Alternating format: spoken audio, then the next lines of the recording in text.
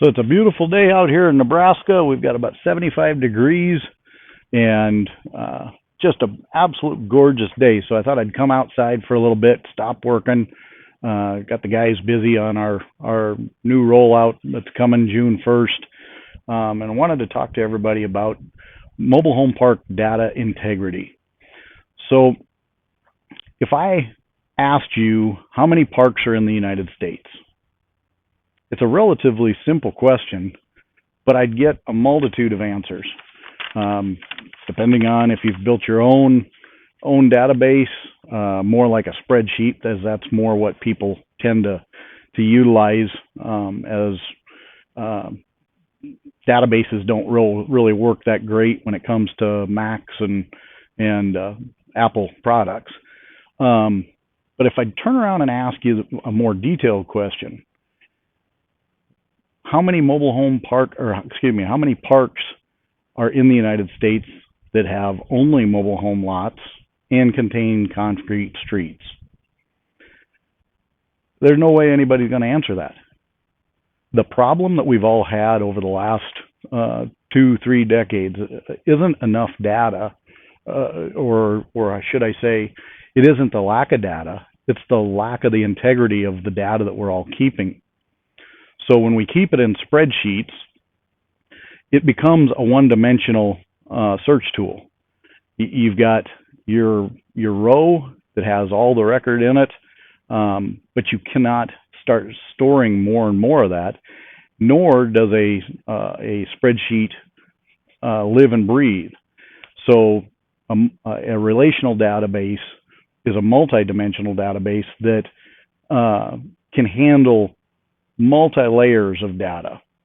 And with it, you typically build integrity into it so that you know that every field is going to be, if it's supposed to be a numeral field or a string field, where spreadsheets typically don't have those kind of requirements. So suddenly over time, we end up starting to see really bizarre things within those spreadsheets.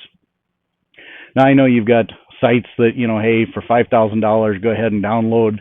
We'll give you a download of all the parks in the country. Well, I typically, when they advertise that they've got, say, 40,000 records or they've got 45,000 records, I typically don't believe that, and I typically don't believe the data has integrity within inside it, so that it's easily convertible, easily searchable. With mhparks.com, we went ahead and we started off with a raw list of 55,000 park records that we had comprised from either spreadsheet lists, state lists. It's amazing, even the states don't track the data very good. But with all those different sources, we ended up with 55,000 records and had a team of 15 people for 9 months manually validate all of the records that were in there. And in the end result, what we ended up having was a data set of 29,908 records. So that's 54% of those, all the park records we could find were actually parks.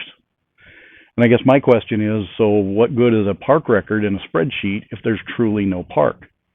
Now, it's not necessarily the fault of anybody, it's just the data integrity has been really challenging in that niche of real estate because of the fact that, certain parks don't have park addresses. Maybe the lots change over years, the septic tank systems changes to municipality sewer systems, natural gas replaces propane tanks. So there's a really big volume of potential objects or attributes that a park can have. So that's where we came in. And during the development, as I started to design it, I came up with a way to make sure that we could account for all that situation, as well as keep the integrity of the database. So now we not only are able to track that, but we're also able to provide you with the history of what goes on in our system. So when it comes to sourcing our database now, there is not one item that's ever been scraped or skip traced in our system. It's all been manually entered by humans and verified by humans. Now, what makes us unique is that we turn around and to us, there's two sets of people that are the most reliable for a park record: the park owner and a broker, park broker that may be selling that park, or maybe they're a wholesaler or whatever. But because they need to know the accuracy of the park attributes, they're reliable sources. So in our system, users can sign up for free. Go ahead and go to the My Park solution if you own a park and claim that park, and then edit the information in it so that it's accurate. And that pushes that information to our park sites. And our park site solution is a GUI interface to all the park records that we have.